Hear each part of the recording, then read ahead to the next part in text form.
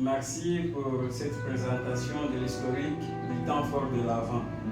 Au cours de votre exposé, vous nous avez parlé ou vous nous avez invité à ne pas confondre les temps forts de l'Avent, donc avant comme temps fort de l'Église et avant comme au sens de quelque chose qui précède.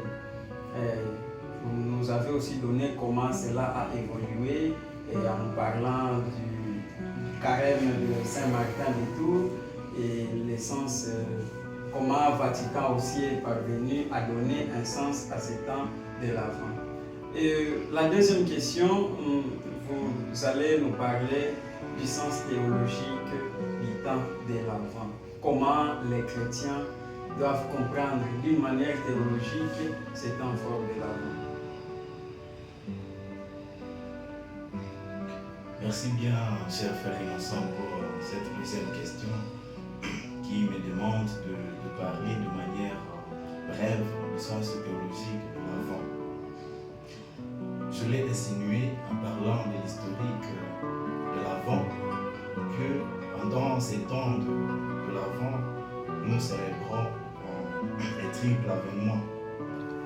La naissance à Bethléem, la venue de Jésus dans les cœurs des hommes de tous les temps et le retour glorieux à la fin des temps. Jésus, apprenant chair de la très sainte Vierge Marie, et il s'abaisse, c'est un abaissement.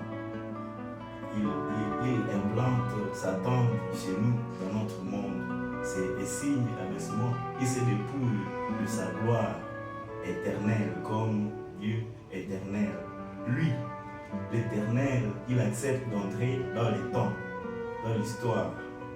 Lui, l'Éternel, il accepte de prendre chair et d'habiter au sein de l'une de ses créatures, la très sainte Vierge Marie. Cet avènement ou cet abaissement n'est pas fortuit.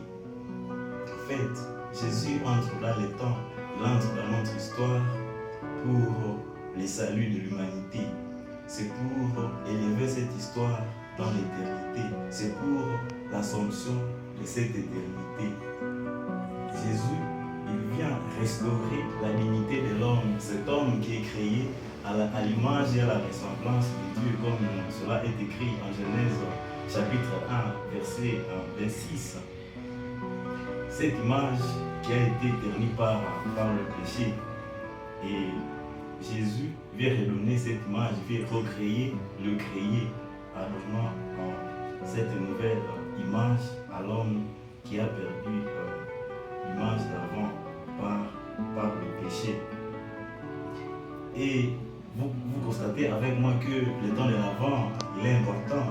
C'est ce grand mystère que nous célébrons, le mystère du salut de l'homme par l'abaissement de Jésus qui prend chair dans les seins maternels de la Vierge Marie. Et nous ne sommes pas les premiers à attendre cette naissance. Déjà, dans l'Ancien Testament, les Hébreux attendaient un Messie. Et voilà pourquoi il est écrit dans les livres d'Isaïe, le chapitre 11, du 1er au 9e verset, que et Rajeton sortira de la souche de Jessé, et sur Jean poussera de ses racines.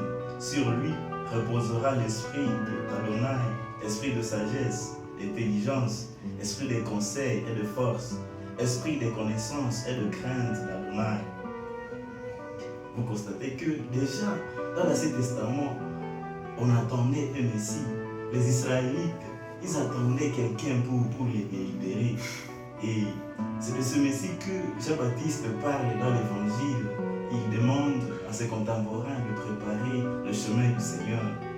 Et voici qu'il est écrit en Marc chapitre 1, du 1er au 8e verset. Moi, je vous baptise dans l'eau, mais celui qui vient derrière moi est plus fort que moi, et je ne suis pas digne de lui retirer ses sandales. Lui vous baptisera dans l'esprit et dans le feu.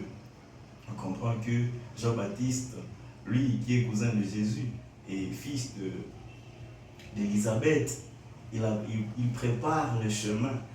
Il crie dans les déserts en demandant aux gens de préparer le chemin du Seigneur.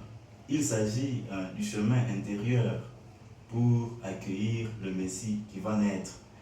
Et c'est pour cela que les chrétiens sont demandés de faire une préparation intérieure pour accueillir le Messie qui va naître. C'est pour cela que dans l'église, au début du temps de l'Avent, 4 bougies sont souvent allumées.